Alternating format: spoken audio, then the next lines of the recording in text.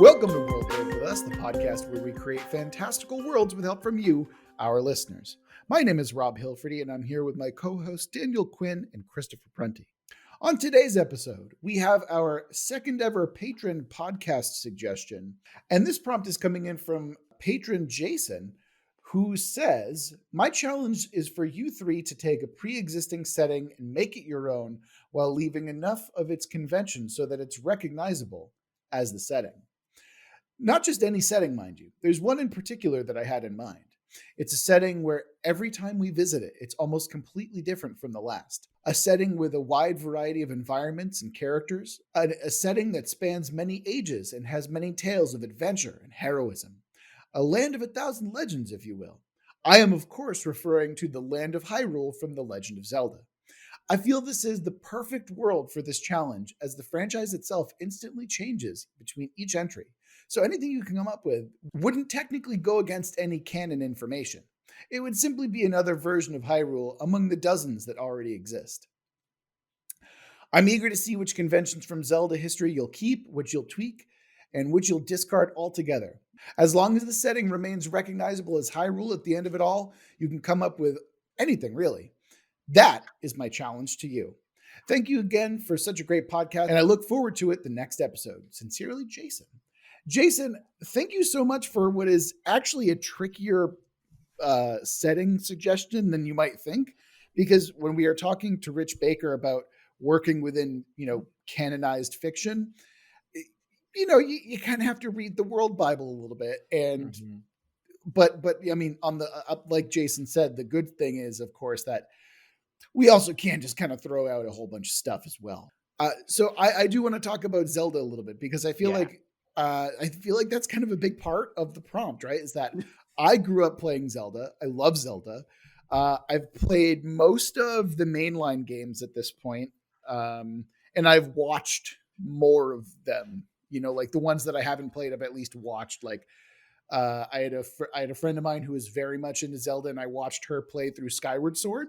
Oh my god, that's the same experience. Watching Really? someone else play, yeah. Like especially like another girl, yeah. Yeah. For me, it was definitely like I've played through a lot of the big ones, a lot of the main ones. Daniel, I assume that your favorite Zeldas are the CDI ones? So I barely know anything about Zelda. I played Zelda 2, I think on Nintendo, the gold cartridge. Ooh. And all of my other experience is just watching my friend Jennifer, who I've known since 6th grade, play Zelda. All right, Chris, what about you? What's your experience with Zelda? I remember not knowing anything about the games, but I played the Nintendo version, which I barely have a memory of. And then the SNES one was like a very big game for me. And I remember me and my brother playing that a lot. And then Wind Waker was the first game that I was just like, I love this. I want more of this. For me, the first Zelda game was, I mean, I've played all of the other ones, the older ones, but the first one that really drew me in, kind of like your Wind Waker, was Ocarina of Time for me. Ocarina of Time, I remember getting for Christmas, and I remember just clutching the box and like just destroying the Primo walkthrough guide, because I basically cleared most of that game. Like I did all the secrets, I did all of the really obnoxious like heart getting and stuff like that. I got all the Skalatulas or whatever they're called. Did you either play or watch someone play Twilight? I got it for my GameCube when it was like a weird transitional game between Wii and GameCube. I played like half of that game and then like watched a playthrough of the remaining half, because I wasn't as enraptured with that game. The other games that have really done it for me, Breath of the Wild is obviously fantastic. And surprisingly, Link Between Worlds is probably my favorite Zelda game. I just think it's like such a tight, amazing, like clever premised experience that it's probably my favorite among all of them. Yeah, that's the one where you like flatten into a painting and stuff like that. Like it's a cool gimmick. Yeah. Also, Skyward Sword seems like it went a little bit weird. I like Skyward Sword as in some regard. I think it's like not seen as a very good game. But I like a lot of the directions that it takes. And I think that for the most part, it just feels repetitive, which I feel is the main issue with it.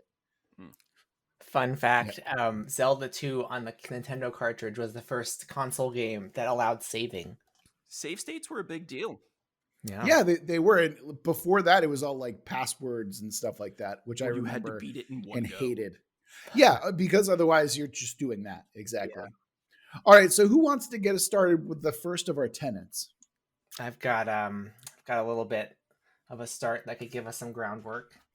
All right, Daniel, hit us. My experience, at least in playing that particular game, was, I can tell you a little story before I say that, but what brought my closest friends together, and when we were in 6th grade, so this is us sitting on the corner bus stop, and you're at the beginning of junior high, everyone else is older than you and wants to hurt you and ruin your life. So it's me and my friend from 5th grade, and we were fans of Zelda 2, and we were playing it. We were trying to find I think an artifact called the Bible, which I don't actually know if it actually existed in the game, because back then there was no internet really, so it was a rumor. And we were sitting on the bus and talking about it, and that's when my friend Jennifer turned around and she's like, I know where it is. Maybe it was the cross. It was like some religious artifact.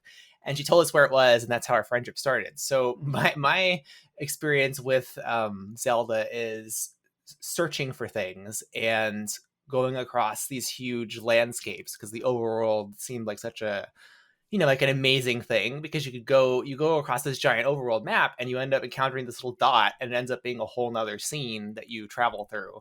And in Nintendo, that was a relatively new thing, because I only had a Nintendo at the time. So I'm thinking, let's take that to like the nth degree, because my understanding of most of the games is that you do travel through this immense world, but instead of just traveling through one immense world or a world plus its parallel reality, let's travel through multiple worlds. So the setting for this is not just one fantasy land, but an endless series of either their worlds, maybe they're not parallel realities, either they're worlds or universes that are connected in some way. And the farther out we travel, the stranger and more magical they become. Daniel, that surprisingly fits remarkably well with one of my tenets. Perfect.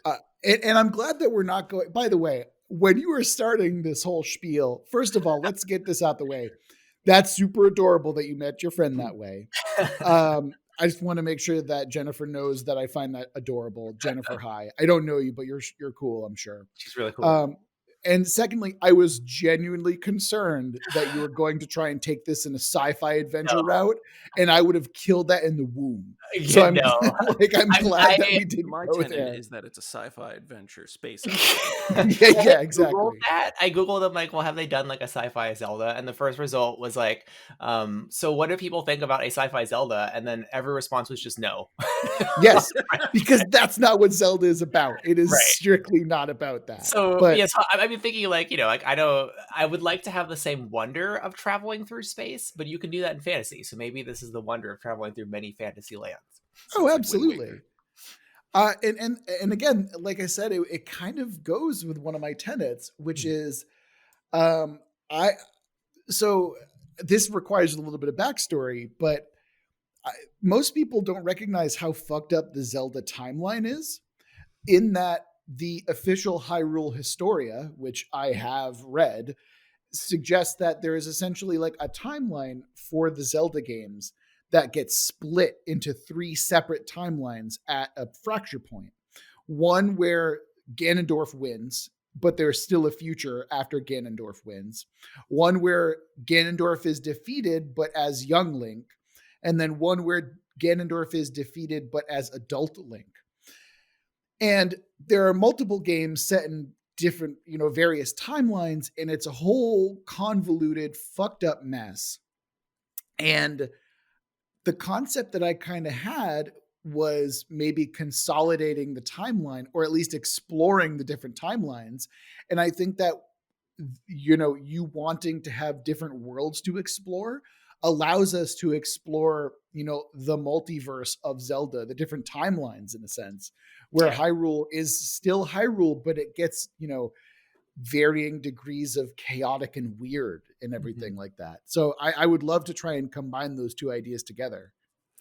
Yeah, I feel like we just talk of the goddesses, right? I think there's those three. I don't know how many there are. 3 goddesses for the Triforce. Is that right? Yeah, I'm not going to say their names, but the golden goddesses, there's strength, courage, and wisdom. Yeah, those are the 3 like progenitor goddesses. And if they're, I don't know, in any way responsible for creation, perhaps like these are other worlds the goddesses have created that we don't know of. That is actually not a bad idea. So as far as I know, and Chris, you can kind of come in and tell me if I'm wrong here, but there's more than just 3 goddesses. There's actually a bunch, but of the like the main ones are the goddesses who create strength, courage, and wisdom for the Triforce, right? Yes. And then there's also the goddess of time, and that she also plays a major role in that as well. And then there's also like various lesser deities, which I would probably see more as like lesser gods, like more like spirits essentially, right? And they tend to represent either the giants or they tend to represent parts of land. There's a whole bunch of it, you know. Then everything was created from a fart from a giant whale. Is that true? No, I don't think that's. I think that's one game in particular that I never actually played. I think that's Link's Awakening, maybe, because there's is Link's Awakening to it. Yeah. That raises a question for you with regard to these multiple, like if the timelines are essentially other worlds, and there's other worlds beyond those. What that we would ask the question: what is the realm that the Triforce comes from? Because isn't it some kind of like heavenly realm? There's the Twilight Realm, the realm of light, I believe. And I think we're getting into Kingdom Hearts now, but yeah. Well, from what I understand, like the Triforce has this reality it exists in that is like some kind of magical realm that's similar to like where the elves go in Lord of the Rings. So is it a special realm among all of these, or is it like a nexus of all of them? Like what is that realm? I'm just wondering, is it different than all the worlds we're creating? So you could look at it as the 3 different timelines are also 3 different dimensions. And then any of the other things that we're depicting are just separate timelines that happened on a smaller fractal scale of an event. So instead of Link dying, Link surviving, Ganon being defeated, Ganon winning, you have the Hyrulean Knights never decided to fort up at that ranch. Oh, so each... Okay. So I would love, actually, I just thought of this. I would love for there to be some kind of like a celestial bridge. So like an item that lets people explore the different timelines. So it doesn't, like I think that'd be a really cool concept. I mean, maybe that's what the Triforce realm is, because it's supposed to be an important thing, right? That the golden realm that where the Triforce exists. Maybe it's like a bridge like Sigil is to all the multiverse. That would be kind of cool. And I would love to see that, where, there's the constant that is Hyrule is still Hyrule, but there's different types of Hyrules. And then depending on, I think that we can work with that. I think that's really cool. Yeah. It combines both ideas, I think. Yeah. Okay. So if we were to make this a game, it would be like The Legend of Zelda and the Celestial Bridge or something. Ooh, I like that. Yeah. Yeah. All right, so we've got a title. All right, cool. Now we've just got to come up with all the other stuff. Speaking of how things can change and multidimension, my tenant that I wanted was going to be over an event that they don't do a lot of detail through pretty much anything. I don't even think Hyrule Historia goes into any detail about the Hyrulean Civil War. And when you talk about a civil war, it says that it lasted an era. So... Damn. I don't know how long an era sounds like a long time. Yeah. So imagine how many different points of division you can have during an era of civil war of people fighting, while so many can branch off from just think of all of the thing like All for the Will of a Nail, if you've ever read that. Tell us about it. All of a Will of a Nail. The knight would have made it to the battle if his horse hadn't lost its shoe. Oh, I see. Yeah. So like the butterfly concept, like it's a butterfly effect. Yeah. and it goes into the kingdom wouldn't have fallen all for the will of a nail. Mm-hmm. So I feel like there's like a Suikoden or like a Final Fantasy Tactics level Yeah. of like history that we can actually explore here within Mhm. the Hyrulean Civil War. Remind me, is that the one that's between mages and knights, or is it something else that I'm thinking? No, that is the one between mages and knights are it's like the Pretender War or the Usurperers War. Damn it. No, it's Zelda. fine. Your confusion is totally acceptable because, God damn it, this timeline is convoluted and like muddled, so it's totally acceptable. Yeah, But you're interested in like a civil war of some kind and what happened in it. well, That's not detailed. yes, especially because, and I would like to roll into my second tenet. One of the things that I was looking at, and I couldn't find anything that said definitively that Ganon was always evil, / that the Triforce always ended up with Link getting the courage, Zelda getting the wisdom. There was some things where I saw Zelda always got the wisdom, but I was thinking part of the reason of the Civil War / part of the reason that this timeline or this dimension is so divided is the Triforce fittingly went to different people. So Okay. in my mind's eye, I pictured it as Link was a faithful soldier. He doesn't have the courage of the Triforce. Instead, he has the one of wisdom. So he's more like a paladin that he has a very moral core of doing what's right, but he's also subservient to who would be the placeholder of Zelda or the Hyrulean king of some sort. Like I think there's one named Gustav or something. And they have the Triforce of power, and then the rebellion is the person who has the Triforce of courage. I really love that. And the first thing that popped into my head was it's not a civil war anymore. It's the Triforce Wars. So it's like the Triforce gets like people are essentially trying to fight over the aspects of the Triforce. And that's what causes this conflict so frequently. I really like that it speaks to the cycle, like the whole cycle of like the three Triforces, or I don't know how you refer to them individually, but the three pieces are always associated with one person, and you're breaking the cycle in some way. It's kind of neat.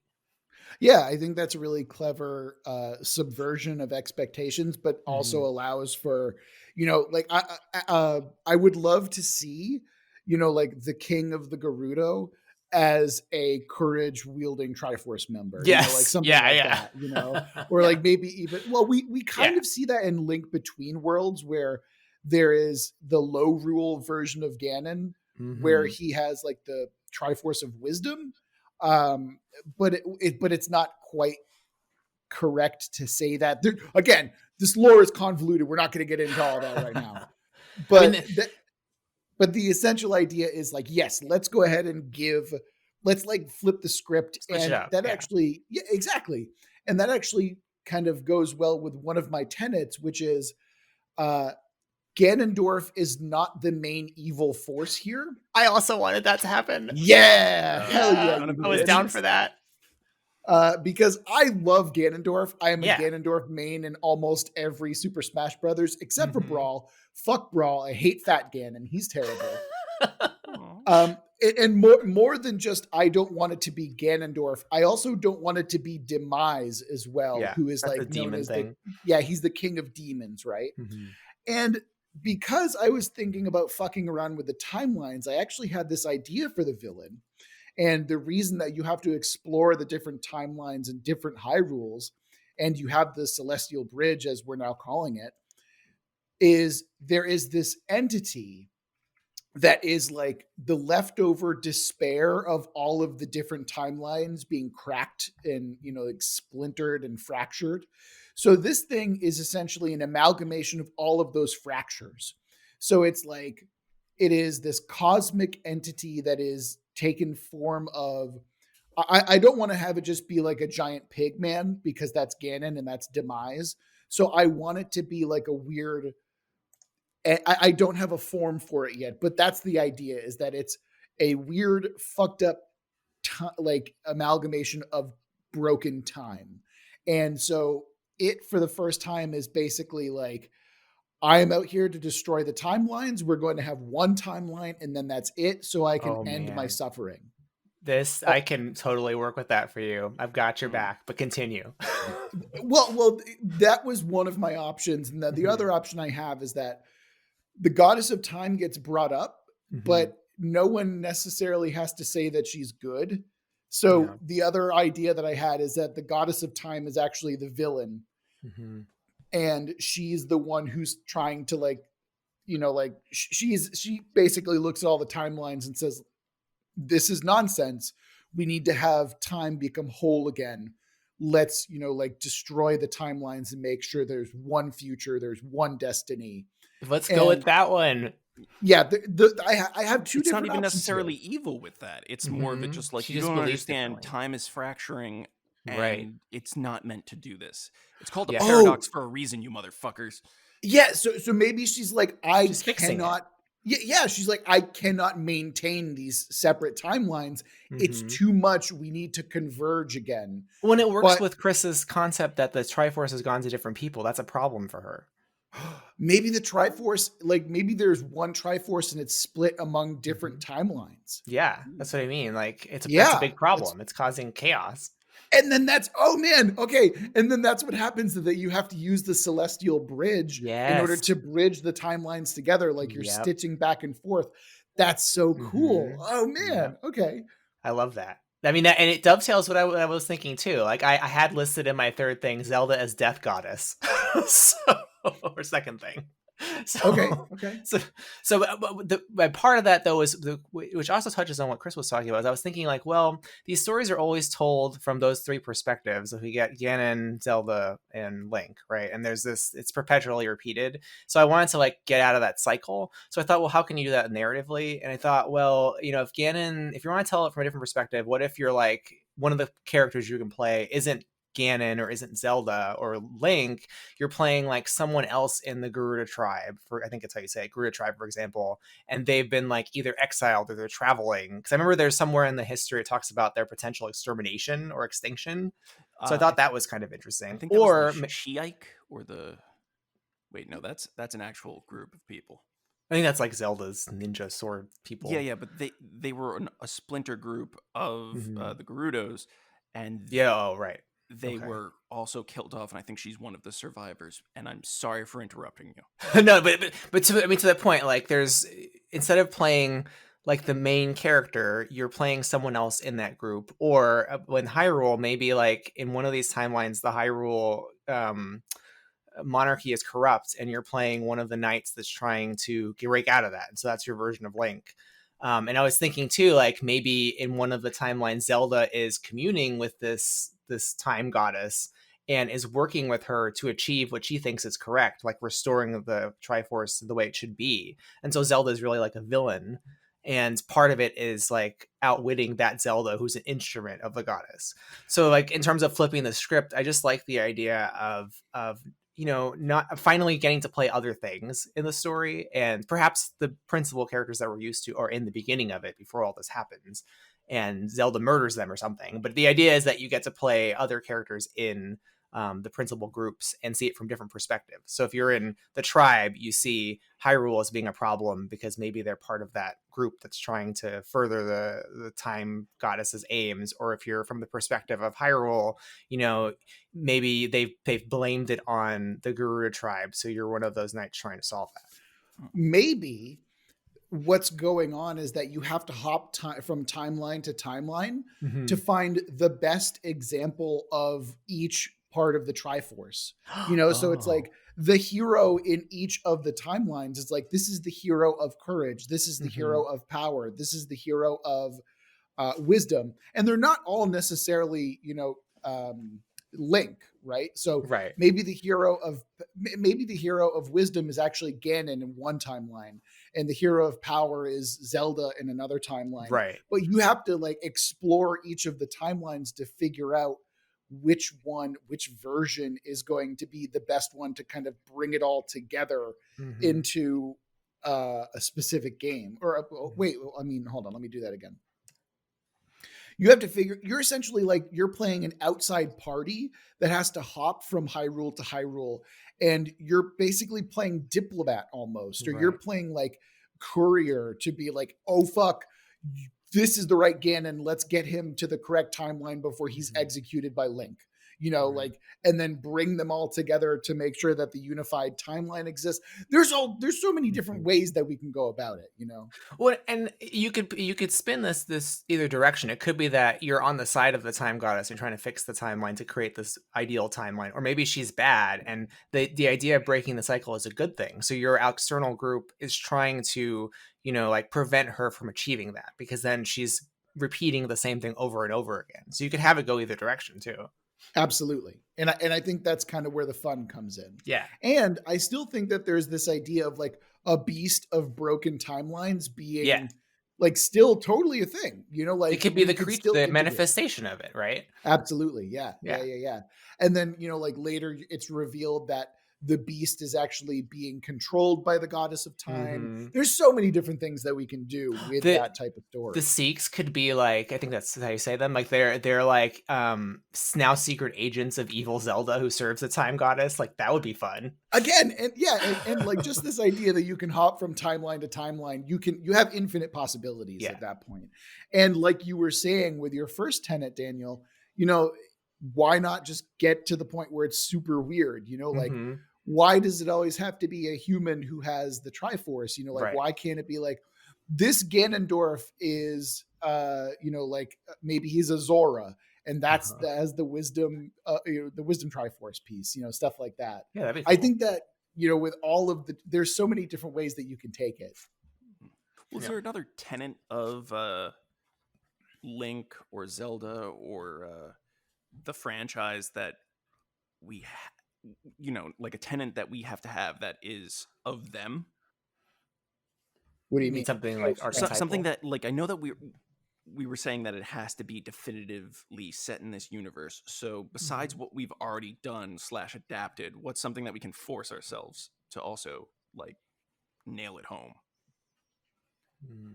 Like, what is the conflict overall? Is this where this amalgamation of time beast or anti-time of whatever it's going to be, is it trying to devour all of those things and leave it nothing but the realm of light, or take things back? I thought we've talked about this. I thought that the whole point is that the goddess of time or the time beast or both are trying to reconverge all of the timelines into a single timeline. Okay. So it's not destroying the timelines, you're trying to stitch them together. It's destroying them. Yes, exactly. From the perspective of people in the other timelines, yes, they'll be destroyed. Yes, exactly. But it's like, and not only that, but I can even see where like two timelines converge, like witnessing two timelines converging, one being fairly catastrophic in certain respects, but also I feel like that'd be a fun thing to kind of mess around with, like, oh, well, this used to be a desert, but now there's like weird oases everywhere, like now it's an ocean. Maybe that's what's causing it to be weird, is she's merging these timelines, and that's what's creating the increasing weirdness as they travel through them. Yes, that's absolutely it, Daniel. 100%. Yeah, you could that's have really the water cool. Zora suddenly end up in the desert. Yeah, that would be fun as a gaming experience. Like you come back to that previous realm and you're like, wait a minute, it's very different now. That'd be a really fun conceit to kind of mess around with. Also, isn't this Final Fantasy VIII? No, this is more Chrono Trigger right now in my mind. Yeah, I was gonna say this is or Chrono Cross. Like in Final Fantasy VIII, doesn't the sorceress converge all the timelines? Isn't that what her plan is? I don't think so.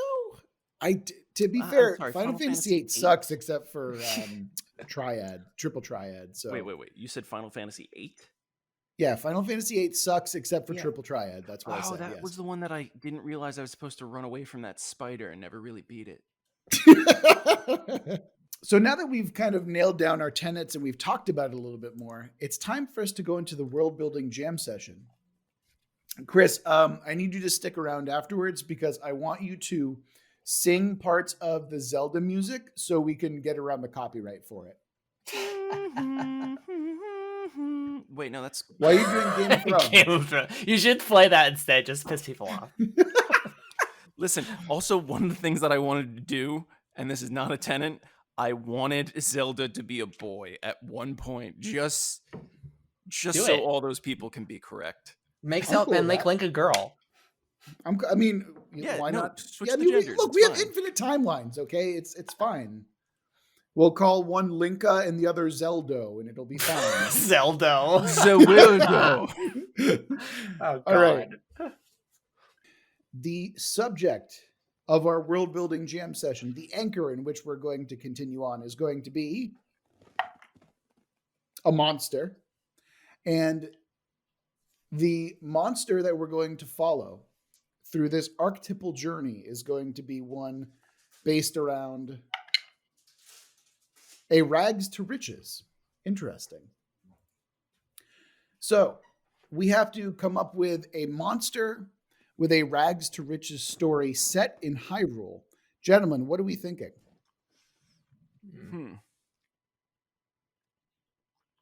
Well, there's lots of creatures that have existed throughout there. Some of them are monstrous. What was the thing that the wizard was? No, wait, wasn't he just a transformed bat or something? Do they literally have to be a monster? Like, can it be metaphorically monstrous? Well, to be fair, yes, it can be metaphorically monstrous. That's totally acceptable. However, I mean, realistically, we can take the time beast that we've created and we can have it be, we can apply it to the rags to riches thing where we can have it just be Link, right? Like this is Link or maybe a dark Link from a timeline that's been abandoned. And Link has essentially taken on all of the aspects of the failed timelines and has become the time beast. So when I mean rags to riches, he has now gained the favor of the time goddess or the goddess of time, I suppose. And so he's risen from being cast aside by the goddess of time to becoming so popular through his accumulation of fractured timeline juice, that he's now gained the favor of the goddess of time. And so he's become a monster, but he's also become favored by the goddess of time as her preferred champion. Oh, so he's the hero of time? Literally. Well, could we have this occur in a timeline where instead of Zelda being a descendant of the Hyrule goddess, she's a descendant of, or she's the embodiment of the time goddess, and so this is her champion, and so that's why he's evil. Like he's the time goddess's champion. Yeah, he's the hero of time, like Chris said. Right. Yeah, and then he gets monstrous. Yeah, I think that can work. Alternatively, we can just go in an entirely different direction with the time. I mean, with the monster stuff, like we can have it be unrelated to what we're dealing with already. I mean, I like that though, because we still have the archetypal like three figures. Maybe in this realm, right, where Link is this horrible tyrant knight that serves the time goddess. The Garuda people are persecuted and are forced to flee their realm through the Celestial Bridge, and they're the ones who like alert the others and kind of start getting together this group to help stop that from happening in all the timelines. Because in other timelines they wouldn't trust the Garuda people because they're all they're Ganons, right? People. So you've got to like convince people who are your enemies in another timeline to join you in this quest. Mm-hmm. Even though they're all, I'm going to say this and cut it, but even though they're all sexy assassin ladies, right? Yeah. How could you not want? I mean, yeah. Maybe in this timeline they've killed Ganon because it's evil Zelda is evil Link, and so now it's just the women who control the tribe, and they're like, we got to get out there and find another Ganon and another Link that we can get to work together. And I actually do like the idea of finding the Celestial Bridge and then kind of there's that mistrust that you can kind of play around with as well. Yeah. Cool. All right. Well, now that we've kind of have the story built up already, I feel like we can already go into the twist for next episode. Do we have any other things that we want to explore before we continue on? There is one thing that I wanted to add to the fact that I think it will be something that can survive across timelines because it's very close to the beginning. The Ancient Ones, or like the tech of the Ancient Ones. Absolutely. Those are something that can exist through all of this and is constantly used because as time kind of gets folded in on itself, the ancient ones are so near the beginning that it's before a lot of the fractal points, so they'll be the last ones to be affected. Maybe they're the ones that you have to go to in order to cross the bridge. Oh, you could give them maybe you can even be using old one technology in order to activate the bridge in some way. Yeah. Or since a lot of them, this is once again going into a timeline that I don't understand and is confusing. I don't know what happened to the ancient ones. Maybe they went to a realm apart from light and dark and went into a realm that exists outside of time because they foresaw this happening. Oh, that's actually a pretty cool way to see it as well. Yeah. Yeah.